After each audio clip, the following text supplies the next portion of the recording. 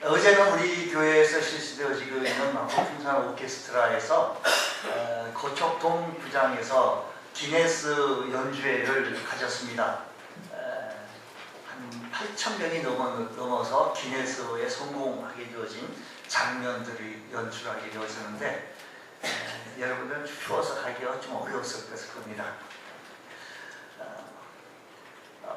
몽골에 선교 차원으로서 감기약을 보냈는데 수량 제한으로 해서 다시 되받고 오게 되어졌어요. 그래서 우리 교회에 이렇게 되받고 와서 여러분들에게 나눠드리려고 했는데 어르신들 너무 많이 가져가시지 마시고요.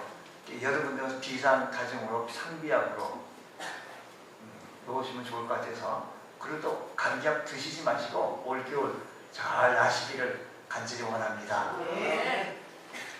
이제 성탄의 계절을 맞이했습니다. 성탄의 계절을 맞이했는데 예수님은 하나님이십니다. 그러나 예수님이 왜 예수님이 육신을 입으시고 이 땅에 오셨는가라는 겁니다. 그가 오신 이유가 뭐냐? 이 세상에 여러 성현들에게 좋은 가르침을 주기 위해서일까요? 아니면 이 세상에 많은 사람들에게 좋은 삶의 모본을 보여주시기 위해서일까요? 물론 예수님은 우리에게 귀중한 가르침을 베풀어 주셨고 우리에게 삶의 모본을 보여주셨습니다. 그러나 예수님이 이 땅에 오신 주된 목적은 이러한 것들이 아닐 것이라는 것입니다. 그가 이 땅에 오신 이유. 11절 말씀 보면 이렇게 말씀합니다. 오늘 다윗의 동네에 너희를 위하여 구주가 나셨으니 곧 그리스도 주시니라 하고 있습니다. 너희를 위하여 구주가 나셨다고 말합니다. 예수님은 우리를 위하여 구주로 나셨습니다. 그렇게 예수님 안에서 우리의 모든 죄가 사함을 받으시는 줄 믿으시기 바랍니다. 그 결과 우리는 하나님의 평화를 누리게 되어지고 하나님의 축복을 풍성히 누리며 삶을 살아나가게 되어진 겁니다. 또한 우리의 영원한 천국을 영원한 기업으로 받게 되어졌으니 우리는 하늘의 소망을 가지고 다시 오실 주님을 바라보며 소망 가운데 인내하며 살아갈 수 있는 믿음의 권속들이 되어졌는 줄로 믿습니다.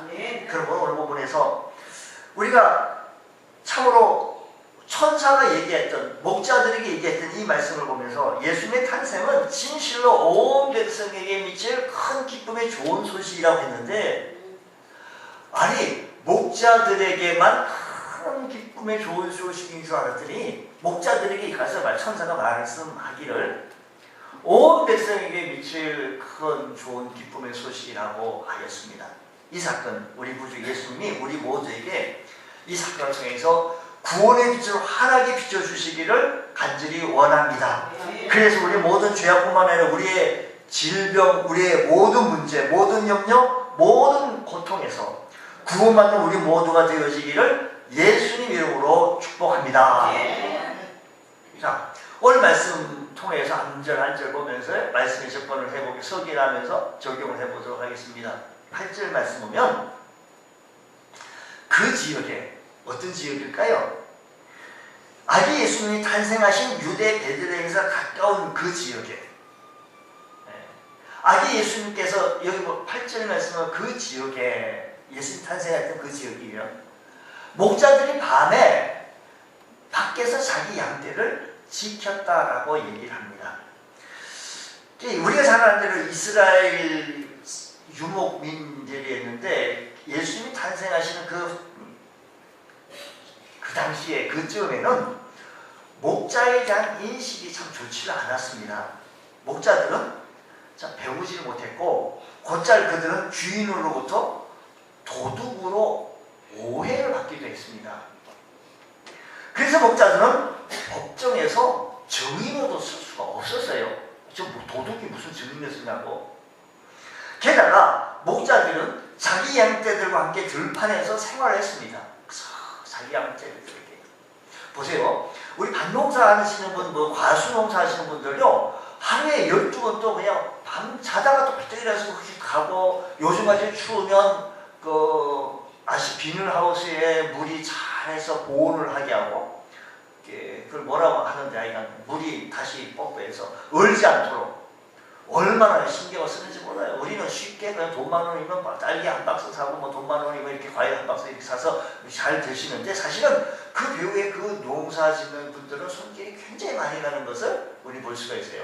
밤 1시, 2시에도 나가기도 하고 새벽 4시에도 나가기도 하고, 그래서 또 여름에 더우면 또 뭐 비늘 와서 또 열기도 하고 또 추우면 닫기도 하고 시간 말라고, 요즘도 시스템 잘 돼가 CCTV를 해가지고 뭐 핸드폰을 조작도 한다고 합니다만, 어쨌든 간에 그렇게 곁에 서서 늘 지켜나가요. 그 목자들이 양 곁에서 지켜야 돼요. 왜냐하면 들판에 있던 그 양들이 양들의 특성은요, 앞이 안 보이는 거예요. 무조건 가는 거 전진이야. 전진하는 전진. 좋은 풀이냐, 좋은 게 뭐겠냐, 얘가 막 하는. 목자들이 잘 관리를 해야 이 양들이 잘 먹이고 잘 살 수가 있기 때문에 지켰다라는 겁니다. 그러다 보니까 이 목자들이 양들을 지키다 보니까 안식일을 제대로 지킬 수가 없었습니다. 그 결과 안식일을 매우 중요히 여기는 유대인들 사이에서 그들을 점차로 무시하게 되어지고 멸시의 대상, 무시 정도 아니라 멸시, 저 안식일도 안 지키는 저 목자들하고 냄새난다고 해가지고 천시했습니다. 근데 바로 이와 같은 비천한 목자들에게 아기 예수님의 탄생 소식이 제일 먼저 전해지게 되어진 겁니다. 이는 결코 이상한 일이 아니었던 겁니다. 이는 이미 선지자 이사야를 통해서 예언되어진 바인데, 이사야서의 말씀을 보게 되면 예수님께서 탄생하기 전 그 전 이사야 선지자에게 이 말씀이 이사야서 61장 1절에 예언이 되어져 있어요. 주 여호와의 영이 내게 내리셨으니 이는 여호와께서 내게 기름을 부으사 가난한 자에게 아름다운 소식을 전하게 하려 하십니다. 나를 보내사 마음이 상한 자를 고치며 포로된 자에게 자유를, 갇힌 자에게 노임을 선포한다고 했습니다. 이와 같이 메시아가 오셨을 때 그 아름다운 소식이 가난한 자에게, 마음이 상한 자에게, 포로된 자에게, 갇힌 자에게 전해지도록 이사야서 말씀에 예언이 되어져 있었습니다. 그럼 왜 하나님은 낮고 비천한 자들에게 복음이 전해지도록, 복음이 그렇게 증거되어지도록 하셨는가 하면, 이 말씀에서 고린도서 1장의 말씀 보게 되어지면 하나님께서 세상에 천한 것들과 멸시받는, 그 당시에 그 목자들을 말씀드렸는데 멸시의 대상이고 아주 사람에 같지 않게 되는 대상들에게 복음이 증거되어지는데, 하나님께서 세상에 천한 것들과 멸시받는 것들과 없는 것들을 택하사 있는 것들을 폐하려 하시다니 이는 아무 육체라도 하나님 앞에 자랑하게 하려 하심이, 자랑하게 못하게 하려 하심이라고 했습니다. 여러분, 내가 복음을 받으려고 예수 믿고 구원받고 되어진 것이 자랑하지 못하게 하는, 내 공로를 자랑하지 못하는, 구원받은 사실은 자랑해야 되죠. 하나님의 자녀가 된 사실은 외쳐야 반박이 전해야 돼요. 뿐만 아니라 내가 공로로 내가 얼마나 힘이 세고 내가 얼마나 노력을 하고 내가 얼마나 똑똑하고, 이건 자랑이 하나님 앞에, 복음 앞에는 자랑할 것이 못된다는 것입니다. 하나님은 사회적으로 천하고 멸시받으며 없는 계층 목자들을 택하셔서, 그리고 그들에게 천사를 보내셔서 아기 예수님의 탄생을 가장 먼저 알리셨다는 것입니다. 이는 아무도 하나님 앞에서 자랑하지 못하게 하려 하심이라고 했습니다. 그래서 여기서 우리가 한 가지 추측을 볼 수 있는데, 그래서 오늘 본문에 등장하는 목자들이 주의 구원을 기다리고 있다는 사실입니다. 천사는 목자들에게 복음을 전했을 뿐만 아니라 천사들이 그 목자들에게 명을 부탁을 한 건 없습니다. 그럼에도 불구하고 목사들은 그 즉시 아기 예수님을 찾아서 베들레헴으로 갔습니다. 그들이 스스로 찾아갔는데, 사실 목자들이 자기 양떼를 떠난다는 것은 결코 쉽지 않습니다. 목자들이 양을 들판에 두고 예수님 탄생하신 곳으로 간다는 것은 쉽지 않아요. 왜냐하면 한시라도 그 길도 떠날 수가 없어요. 맹수 또 밤에 차가 보니까 밤이잖아요. 시제 보니까. 그러니까 밤이면 또 이런 야생들이 와가지고 자기 양들을 또 죽이니까, 뺏어가니까 자리를 뗄 수가 없습니다. 근데 9절 말씀 보면 이렇게 얘기합니다. 9절 말씀, 주의 사자가 곁에 서고 주의 영에 두루거들 두루빛이 크게 무서있다. 자, 거기 앞서서 9절 말씀 말고요. 20절 제가 말씀을 잘못드렸어요. 20절 말씀 보면 20절 말씀 보면 목자들은 자기들에게 이르던 바와 같이 듣고 본 그 모든 것으로 인하여 하나님께 영광을 돌리고 찬송하며 돌아갔다라고 했습니다. 목자들이 예수님 탄생하신 것을 와서 보고 하나님께 찬송을 영광을 돌렸다는 것입니다. 목자들은 사회적으로 낮고 비천했을는지도 모릅니다. 그러나 그들은 하나님께 영광을 돌리며 찬송할 정도로 영적으로는 높은 수준을 가졌고 경건했고 하나님 위로를 기다리고 있었던 사람이었다는 것입니다. 우리는 무슨 일을 하든지 간에 목자들처럼 늘 하나님을 경외하며 하나님을 경건하게 하나님의 구원과 위로를 기다릴 수 있는, 소원하실 수 있는 우리 모두가 되어지시기를 주의 이름으로 축복합니다. 네. 다시 9절 말씀, 아까 말씀 보려고 했던 9절 말씀 보게 되시면 주의 사자가 곁에 서고 라고 했습니다. 주의 사자가 곁에 서고 주의 영광이 뭐예요? 그들을 누굴 두루 비쳤지 근데? 목자들을 두루 비쳤죠. 목자들 두루 비치면 크게 누가 무서워했다는 거죠? 목자들이 무서워. 좀 읽으시면서 예수님이 무서워한 건 아니지만 예수님 탄생하셨으니까요. 목자들이 크게 무서워했습니다. 주의 사자는 천사를 가리키는데 천사의 이름은 기록되지 않습니다. 어쨌든 여기 말씀 보니까 아마 이 천사는 가브리엘 천사가 아니었을까. 만약 그렇다면 천사 가브리엘은 먼저 사가리아에게, 그 다음에는 마리아에게, 그 다음에 목자들에게 나타나셔서 이 말씀 증거하게 되어졌는데 아직은 밤이 깊지 않았을 것이었습니다. 그와 함께 그 얘기를 전거했을 때 함께 목자들은 주의 영광, 곧 하나님의 영광의 목자들을 두루 비치게 되어졌을 때 그들은 어떤 반응이 이렇게 일어났는가 좀 보자는 거죠. 먼저 하나님은 영이십니다. 그러니까 우리는 하나님을 볼 수가 없습니다. 따라서 하나님은 자신을 우리에게 나타났을 때 빛난 영광으로 그 자신을 우리에게 나타내 보여주신다라는 겁니다. 말하자면 이때 하나님은 늘 하늘을 여시고 목자들에게 내려오셔서 자신을 나타내 계시해 보여주셨다 이 말씀입니다. 그러면 주의 영광이 곧 하나님의 영광이 목자들을 두루 비칠 때 목자들은 어떠한 반응을 보였는지요. 그런 말씀 보니까요 크게 무서워해요. 크게 무서워했어요. 이런 지극히 거룩하신 하나님의 임재 앞에서 죄인들이 마땅히 보일 반응이지요. 베드로도 그랬고요. 이사야 선지자도 그랬고요. 그러니까 주의 영광을 보고 나서 거룩하신 하나님의 임재 앞에 그들은 크게 무서워하는 떠는 거예요. 우리가 마땅히 두려워할 하나님을 두려워할 때 하나님의 구원의 역사는 비로소 시작되어지는 줄 믿으시기 바랍니다. 그러므로 사람을 두려워하지 말고 우리의 삶의 현장 속에서 오직 하나님만 두려워하실 수 있는 믿음의 권속도 되어주시기 바랍니다. 그래야면서 하나님 은혜와 하나님 구원의 역사를 날마다 체험하는 우리 모두가 되어주시기를 축복합니다. 이어서 10절 말씀 보면 이렇게 얘기합니다. 천사가 이르되 무서워하지 말라. 보라 내가 온 백성이 미칠 큰 기쁨의 좋은 소식을 너에게 전한다. 앞에 9절에는요 목자들이 막 크게 무서워했어요. 무서워하기도 크게 두려워했어요. 그들이 이어서 천사가 만나기를 무서워하지 말라, 두려워하지 말라, 떨지 마라. 보라 내가 온 백성에게, 우리 당신네들 목자에게만 아닌 것이 아니라 온 백성에게 미칠 큰 기쁨의 좋은 소식을 너에게 전한다고 했습니다. 크게 무서워하는 목자들에게 천사는 무서워하지 말라고 말했는데 우리는 하나님을 마땅히 우리는 두려워해야지요. 그리하면 하나님 우리에게 무서워하지 말라라고 말씀하시면서 우리에게 은혜를 베풀어 주실 것이지요. 곧 이어지는 천사는 목자들이 그들이 무서워하지 않도록 왜 무서워하지 말라라고 하는 거 아니? 10절 말씀 계속이 온 백성의 큰 기쁨이 좋은 소식이니까 두려워하지 말라는 거예요.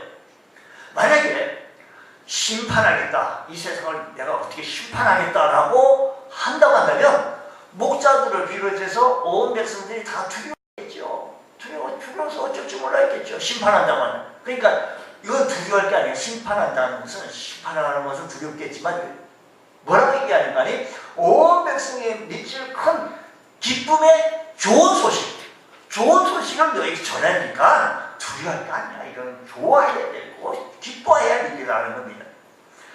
천사는 그들에게 좋은 소식을 전하러 왔던 것입니다. 지금 천사는 그들에게 하나님의 구원을 전하기 위해서 온 백성에게 미칠 구원의 기쁨에 큰 기쁨 좋은 소식을 전했는데 그러기에 목자들은 무수할 필요가 전혀 없었다라는 겁니다. 그러면 천사가 그들이 전하여 준 소식은 과연 무엇인가? 그들을 위하여 구주가 나셨다는 소식입니다. 온 백성이 그토록 기다리던 메시아 드디어 오셨다라고 하는 이 소식이었습니다. 그러니 이는 참으로 온 백성에 미칠 큰 기쁨의 소식이니까 두려워하지 말고 기뻐해야 하는 것.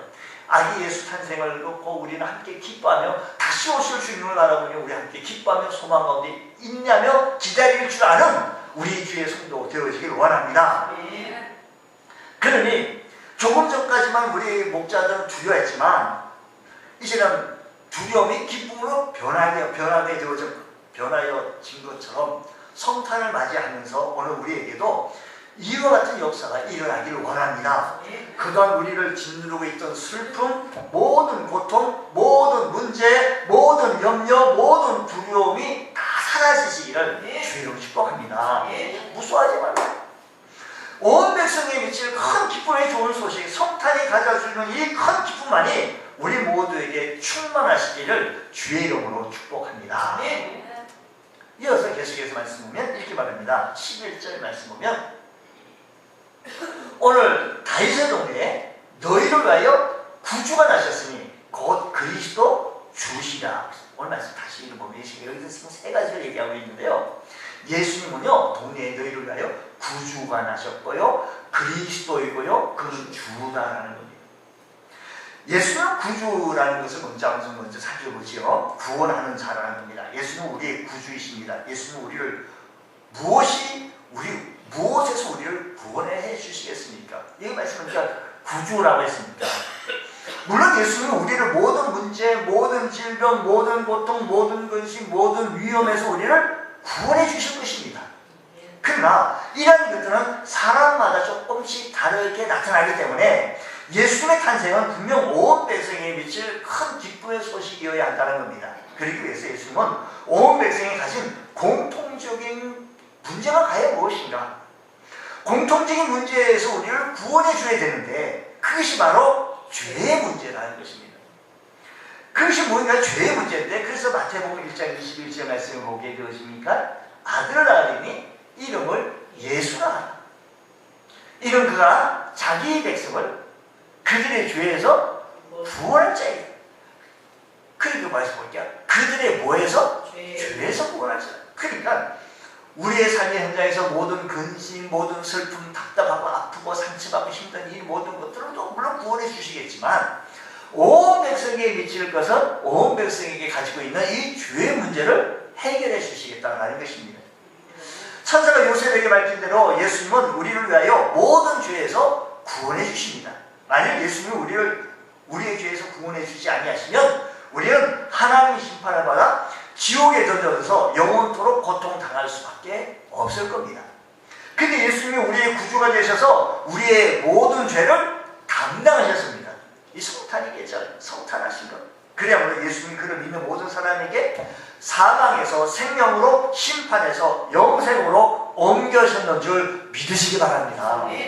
그렇게 예수님 탄생은 온 백성에게 미칠 큰 기쁨의 좋은 소식인 줄 믿으셔서 우리가 함께 기뻐하고 그저 바깥에 있는 사람들은 뭐 성탄절이야 크리스마스라고 즐거워하고 기뻐하고 있지만 오늘 우리들에게 근본적인 죄의 문제를 해결해 주셨으니 기뻐하고 좋은 소식인 줄 믿으시기 바랍니다. 두 번째 말씀 보니까 우리 예수님은 구주라고 했고 그리스도라고 했습니다. 이 그리스도라는 것은요 기름 부음 받은 자라는 것인데 구약시대 왕과 제사장과 선지자들을 기름 부음 받게 돼서 그들을 높였습니다.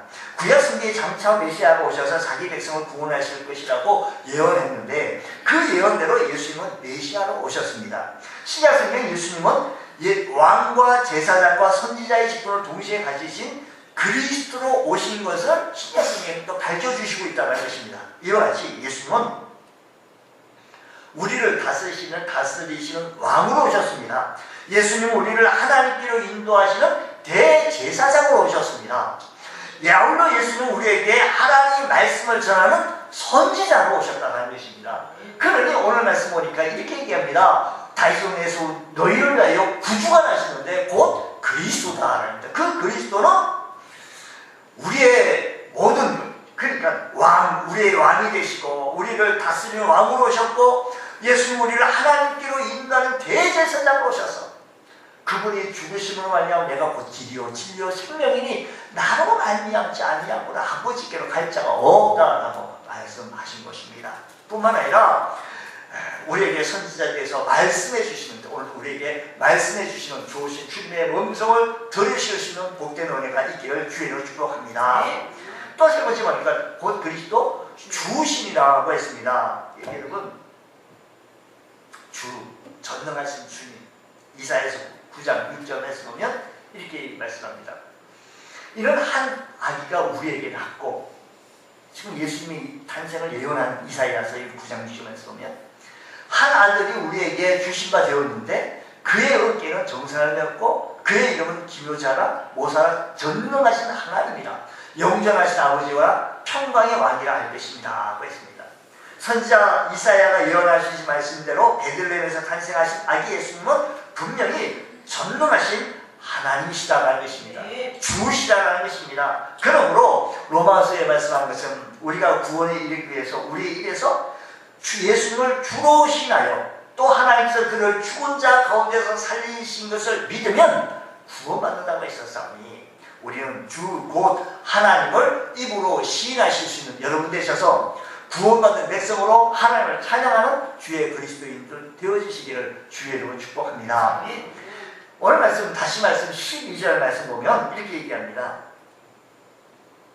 너희는 가서 강보에서 구유에 누에 있는 아기를 버리니 이것이 너에게 표적이 된다 하고 있습니다. 표적, 징표라는 뜻입니다. 예컨대 천사 가브리엘이 자기 말을 믿지 못하는 사가랴에게 징표를 주었습니다. 신내 요한이 태어날 때까지 사가랴가 벙어리와 귀머거리로 지내야 했던 것이었습니다. 또한 천사 가브리엘은 자기 말을 이해하지 못하는 마리아에게도 징표를 보여주었는데 그것은 마리아의 친족이며 나이가 많고 본래 임신하지 못한다 하던 엘리사벳이 임신한 지 이미 6달이 되었다는 겁니다.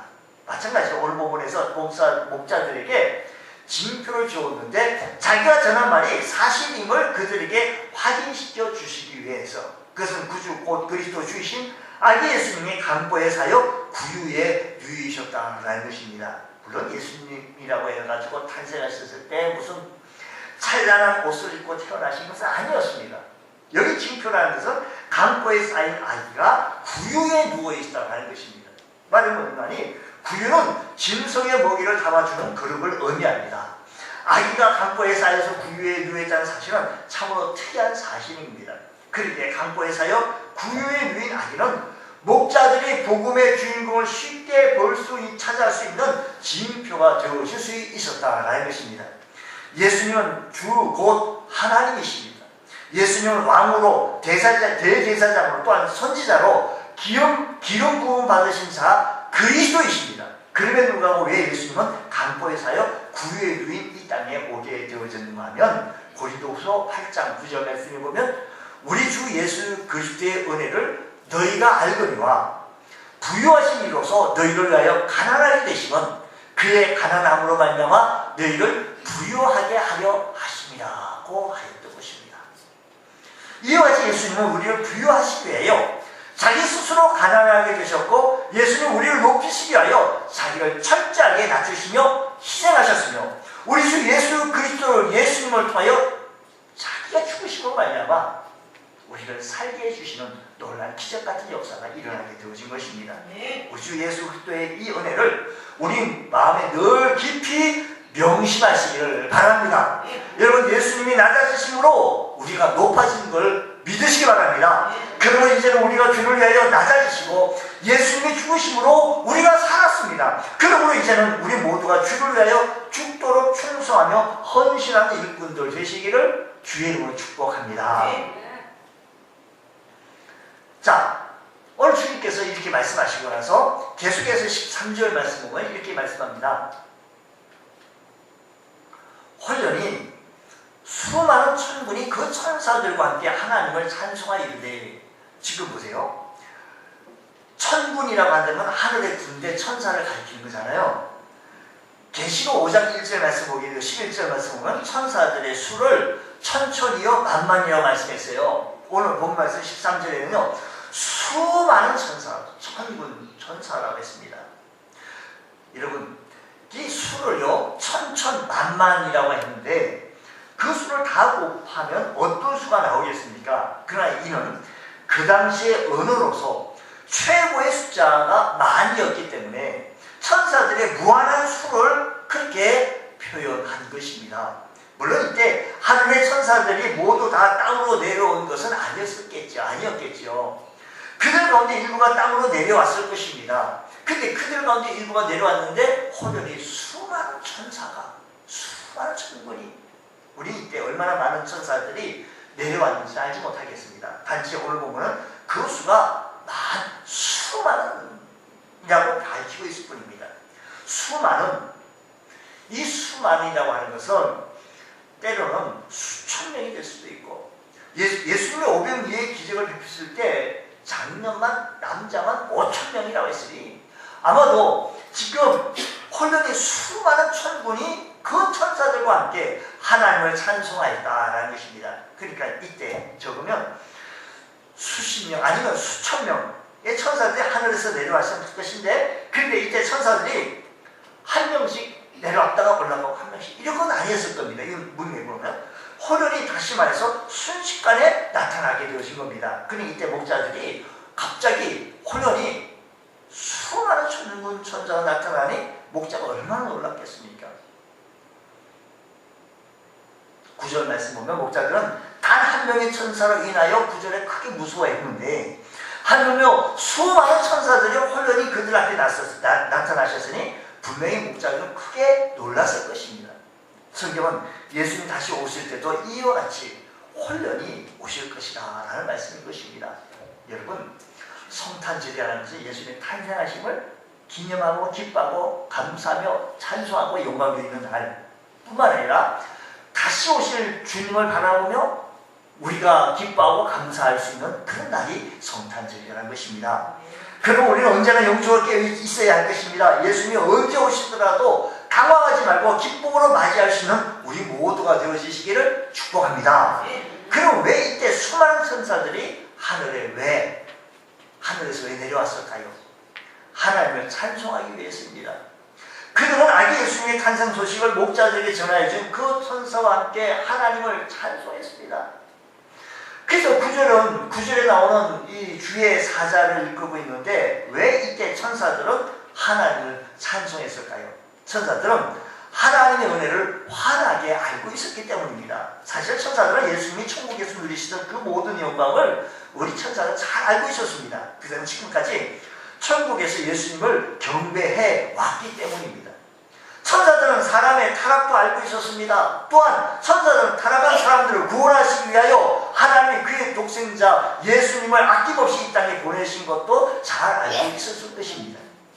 아울러 그들은 구주 예수님이 자기 백성을 저희 죄에서 구원하실 것도 천사들이 알고 있었다는 겁니다. 이와 같이 천사들은 하나님의 구원 계획을 소상하게 잘 알고 있었습니다. 아울러 천사들은 그 모든 전적으로 이 모든 사실이 하나님의 은혜라는 사실도 너무나도 이 천사들은 잘 알고 있었던 겁니다. 그러기에 천사들은 하나님을 찬송했던 것입니다. 우리가 이 모든 사실을 이제는 깨달았으니, 우리가 이 모든 사실을 알았으니 우리 모두도 오늘 이 시간에 하나님을 찬송하실 수 있는 우리 모두가 되어지시기를 축복합니다.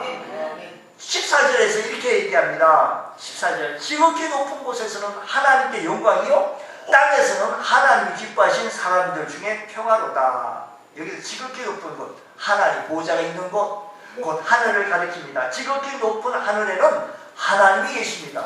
반면에 여기 땅은 지극히 높은 곳과 서로 대조를 이루는데 지극히 낮은 땅에 사람들이 살고 있습니다. 천사들은 하늘에 계신 하나님께 영광을 돌렸습니다. 그리고 땅에서는 사람들 중에 평화가 있음을 노래했던 것입니다. 그러면 사람들 중에는 평화가 무엇입니까? 이것은 마음의 평화나 심령의 고요함을 가리키는 말이 아닐 거예요. 여기서 평화는 하나님과 우리 사이, 하나님과 나와 사이의 평화를 가리키는 거예요. 죄는 하나님과 우리 사이에 원수를 만들었습니다. 죄라고 하는 것이 하나님과 나와의 사이의 간격을 단절시켰습니다. 그러나 우리 구주 예수님이 자신을 화목제로 하나님께 드리심으로 말미암아 그 결과 예수님이 우리를 구원해 주시고 하나님과 우리 사이에 평화를 이루어내 주셨는 줄 믿으시기 바랍니다. 할렐루야. 근데 이 구원의 평화가 이 세상 모든 사람들에게 주어진 것은 아니에요. 단서가 있는데요. 말씀 보니까 하나님의 기뻐하신 사람들 중에 평화로다라고 말해요. 하나님이 기뻐하신 사람들 중에. 여러분, 우리가 구원 얻는 것은 우리에게 어떤 공로가 있기 때문이 아니라는 것은 우리 모두가 알고 있습니다. 그죠? 은혜라는 것이지요. 그래서 은혜입니다. 그러면 누가 하나님 우리를 구원하시고 우리에게 평화를 주셨는데 이는 우리가 하나님의 기뻐하심을 입었다라는 것입니다.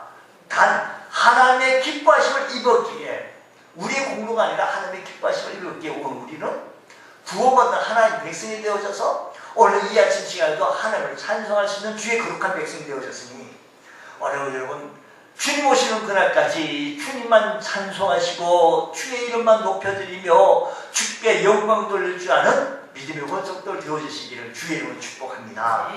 요한계시록 4장 5장 말씀 보게 되어지면 천국에는요 천사들만 찬송하는 것이 아니고 구원받은 주의 백성들이 그곳에 가서 하나님을 찬송한다라고 했습니다. 하나님께 모든 영광을 돌리고 있습니다. 그 이유는 모든 것이 하나님의 은혜로 되어졌기 때문인 것입니다. 장차 우리 하늘나라 천군 천사들과 함께 세세토록 하나님을 찬송하며 하나님께 영광을 돌려드리게 되어질 것입니다. 그러기에 오늘 부분에 기록되어 있는 천사들의 찬송은 장차 우리가 하늘나라에 들어가서 우리 함께 찬송을 올려드릴 것이라는 사실을 기억하시면서 주여 천사들이 찬송했던 모습을 하나 보면 하나님 기뻐하시는 이건 저희들 우리 모두가 주님 나라에 가서 세세토록 영원토록 하나님을 찬송할지니 이곳에서 훈련 잘되어 하나님을 찬송하며 하나님께 영광을 돌리는 삶이 우리 삶 속에 늘 일어나야지 그에 가서도 좀 어색하지 않지.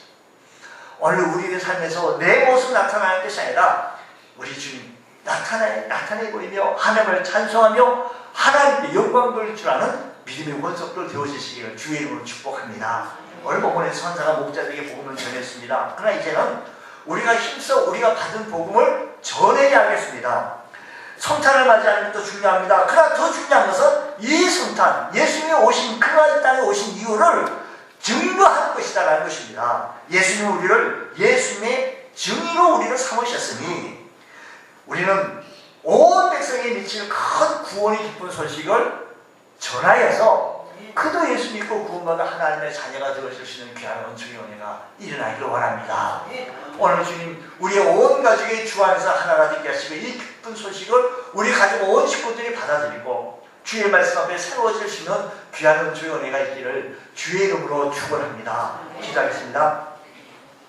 하나님 아버지 감사합니다. 저희들에게 크신 은혜 베풀어 주옵시고 성령으로 충만케 채워주시는 귀한 은혜가 일어나게 하여 주옵소서. 특별히 성탄의 계절을 맞이하여서 예수님의 탄생을 기뻐하며 즐거워하며 감사하며 다시 오실 주님을 바라보며 소망 가운데 우리가 신앙생활 믿음으로 꿋꿋이 잘 해나갈 수 있는 귀한 은혜가 있게 하여 주옵소서. 영원토록 하나님을 찬양하며 영광 돌릴 줄 아는 믿음의 권속들 되어지게 하여 주시옵소서. 믿사하며 예수님 이름으로 기도드리옵나이다.